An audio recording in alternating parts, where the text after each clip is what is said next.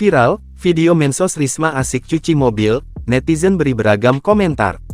Tengah beredar sebuah video yang menampilkan Menteri Sosial Tri Risma hari ini tengah mencuci mobil dinas. Mengenakan setelan hitam putih, Risma tampak asyik menyirami mobil berwarna hitam tersebut.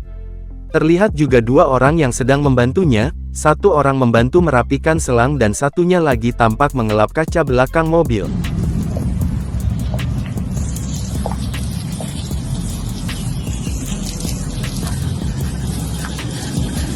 Video tersebut pun viral dan diunggah ulang di berbagai macam akun sosial media sehingga menuai banyak komentar yang beragam.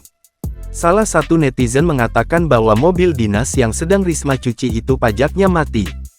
Hal tersebut disampaikan oleh akun Twitter @depurnama1, melalui unggahannya pada Minggu, tanggal 26 Februari tahun 2023. Ia pun turut melampirkan tangkapan layar untuk memperkuat pernyataan itu. Di dalam tangkapan layar tersebut, tertulis bahwa mobil tersebut sudah jatuh tempo pajak sejak 3 Agustus 2022.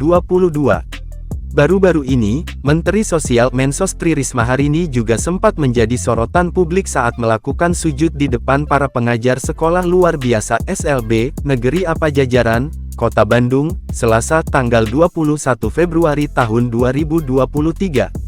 Aksi sujud itu dilakukan setelah Risma berdebat dengan staf pengajar terkait hibah lahan seluar 1.600 meter persegi di kawasan Balai Wiataguna.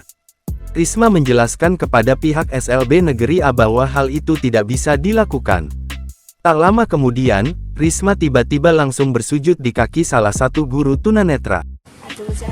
Saya sujud. Jangan begitu, Ibu.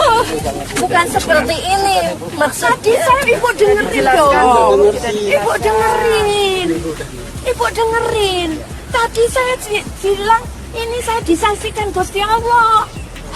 Staf Kementerian Sosial yang ada di lokasi pun langsung menghampiri dan membangunkan Risma.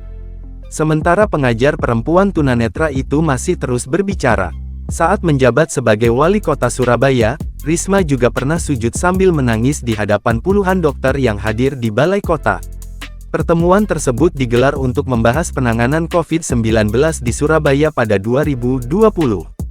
Ketika rapat berlangsung, tiba-tiba Risma bersujud sambil menangis di hadapan puluhan dokter. Bahkan, ia tampak 2 kali bersujud di depan mereka. Mulanya, Risma mendengarkan keluhan dari para dokter yang praktik di Rumah Sakit Rujukan COVID-19 Surabaya.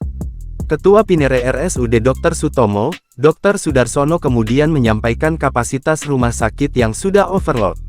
Menanggapi keluhan itu, Risma mengaku pemerintah kota Surabaya kesulitan berkomunikasi dengan pihak rumah sakit. Jangan lupa subscribe, share, komen, dan like ya.